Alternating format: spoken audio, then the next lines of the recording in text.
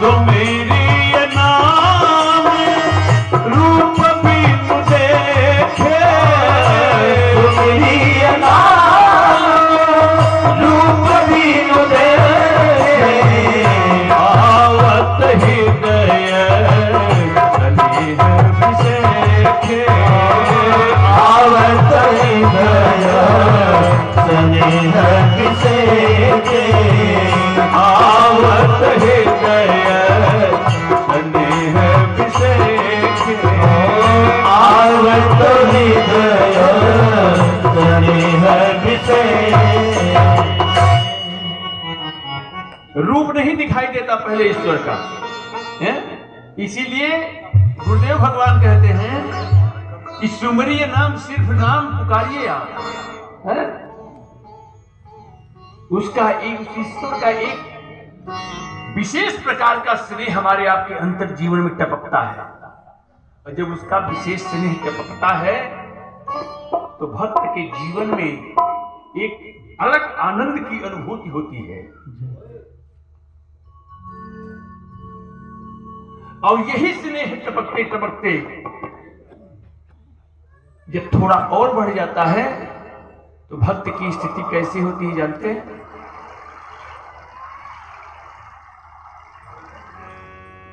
पहले तो क्षणिक होता है,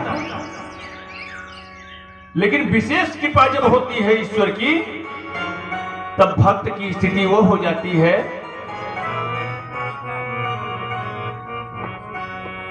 अरे गद गद कंठ हर नयन बहनीरा, गद गद कंठ नयन बहनीरा, मम गुण गावत पुलक शरीरा, हम गुण गावत पुलक शरीरा, हम गुण गावत पुलक शरीरा, हम गुण गावत पुलक शरीरा, हम गुण गावत पुलक शरीरा, राम गुण गावत। बोले आनंद कंद भगवान की जय। ये भगवान का नाम ही जपिए, बाकी और कुछ करने की आवश्यकता नहीं है। धीरे धीरे ईश्वर की कृपा जब होगी तो भक्त में विलक्षण परिवर्तन होता जाएगा उसकी कृपा से।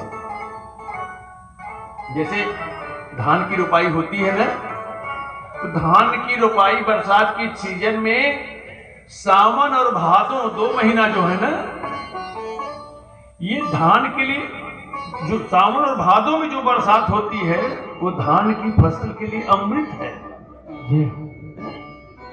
तो ये 2 नाम जो है ना, 2 अक्षर का, ये भक्ति को प्राप्त करने, मानो सावन भादों का महीना जो है जैसे धान के लिए है अमृत है, उसी तरह से भक्ति को प्राप्त करने का एक माध्यम है यही 2 अक्षर का नाम।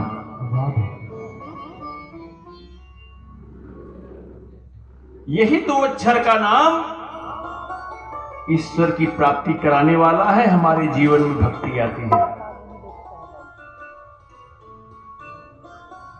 नाम, अच्छा, इस नाम को प्राप्त कहां होगा? ये नाम प्राप्त कहां होगा?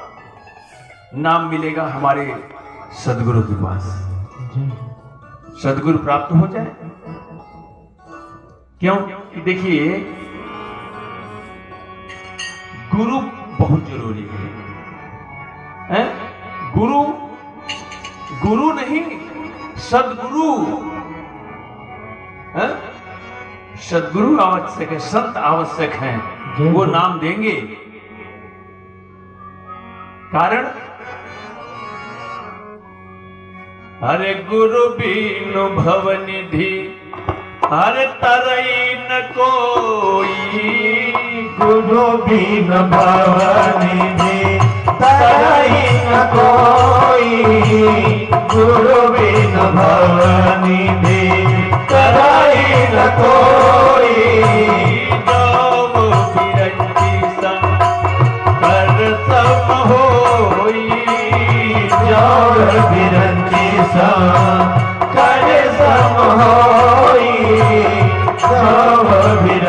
देखिए, जिस कथा को आप श्रवण करने के लिए यहाँ एकत्र हुए हैं ना, ये कथा इतनी गूढ़ है और इतनी सरल है, गूढ़ इतनी है कि जिसका कोई हिसाब किताब नहीं, और सरल इतनी है उसका भी कोई हिसाब किताब नहीं। और ये किसके लिए? जिसे सद्गुरु की प्राप्ति हुई है, क्योंकि भगवान की ये रामचरितमानस की कथा को श्रवण करने के लिए सद्गुरु की आवश्यकता है। रामचरितमानस की संपूर्ण कथा को समझने के लिए है,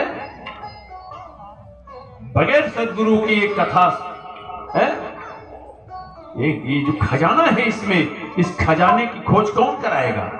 जो खोज लिया है वही बता सकता है खजाना यहाँ है। इसीलिए गोस्वामी ने पहले ही सूत्र दिया है,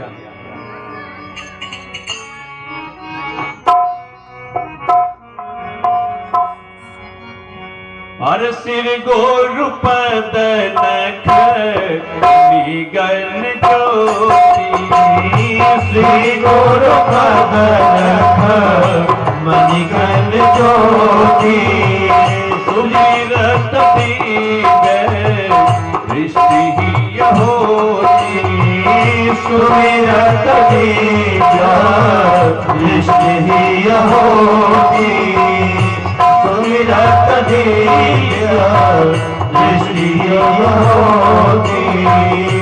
गुरु के चरणों में जब आकर उनकी चरण की सेवा करेंगे, सदगुरु जब प्रसन्न होंगे तब आपको ये क्या करेंगे?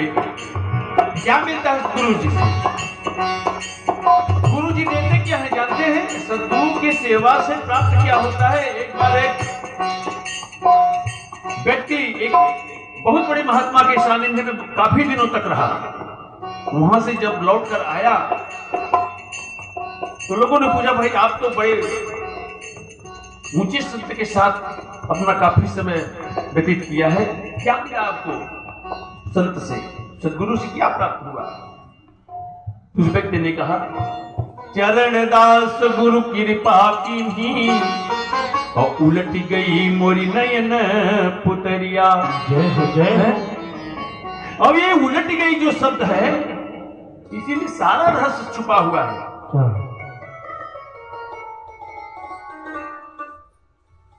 पुतली उलट जाने का तात्पर्य है, हम संसार को जिस दृष्टि से देख रहे हैं इसे ठीक उलट करके देखें, उल्टा दिखाई देने लगे। सचमुच ये माया का संसार जो है नहीं लेकिन दिख रहा है, ये तो ईश्वर की माया है। माया माने जादू। जादू का खेल आप लोगों ने देखा होगा ना। जादूगर जब मंच पे करतब दिखाता है तो ऐसे ऐसे करतब करके दिखाता है, लोग दांतों तले उंगली दबा लेते हैं।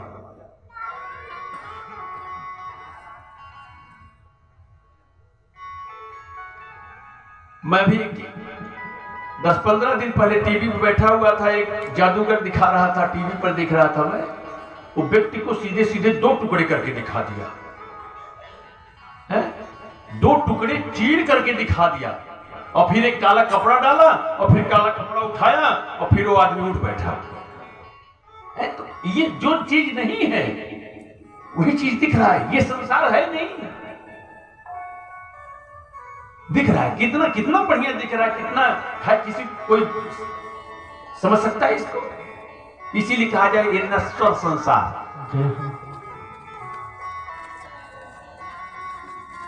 सद्गुरु के चरणों में उसकी सेवा से क्या मिलता है? अरे गुरु पद रज मृदु मंजुलयन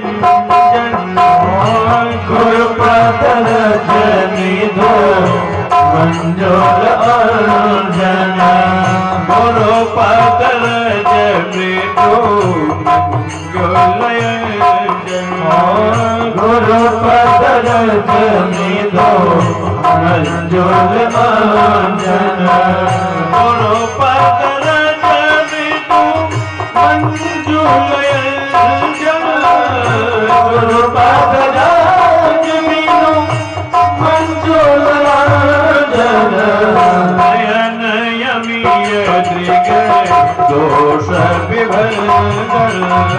नयन अमिया बिनु दोष विभंजन नयन अमिया बिनु दोष विभंजन। बोले आनंद कंद भगवान की गुरु के चरणों के रज का उपयोग जब हम अंजन के रूप में करते हैं, माथे लगाते हैं, नेत्रों में लगाते हैं, तो जैसे आंखी में रतौनी भइल है, तो रतौनी की दवाई जैसे अंजन आता है ना लगाते हैं, तो जो नेत्र का दोष है वो मिट जाता है और जो हमें वस्तुएं साफ साफ दिखाई देने लगती हैं।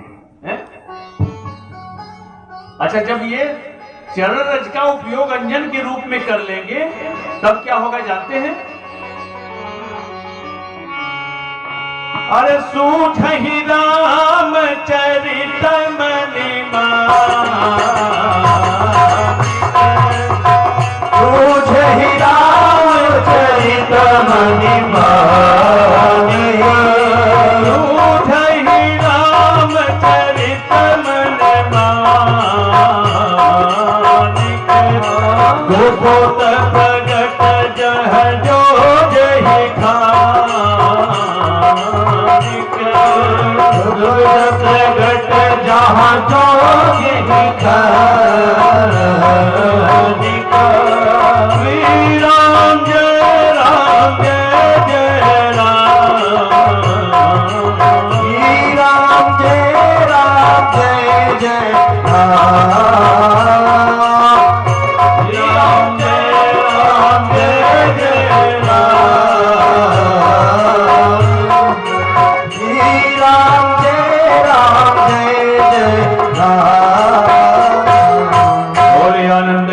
भगवान की।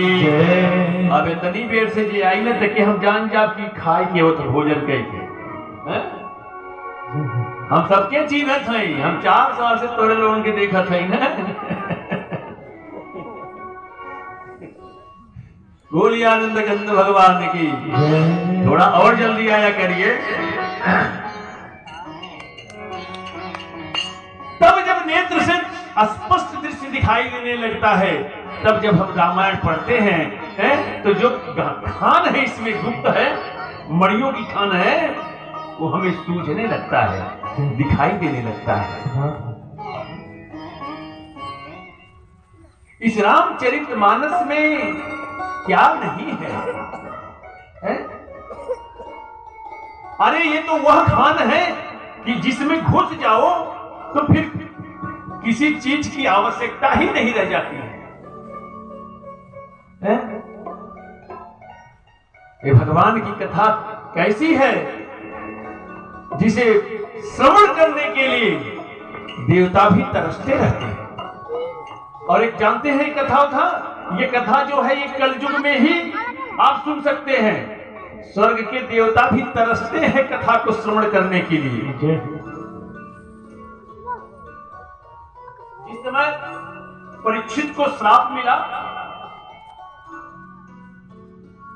भागवत कथा तो यहां नहीं हुई है, आप बताऊं, परीक्षित को श्राप मिला था। परीक्षित श्रीकार खेलने गए थे और श्रीकार खेलते खेलते मारे प्यास के व्याकुल हो गए। उन्हें प्यास की इच्छा लेकर के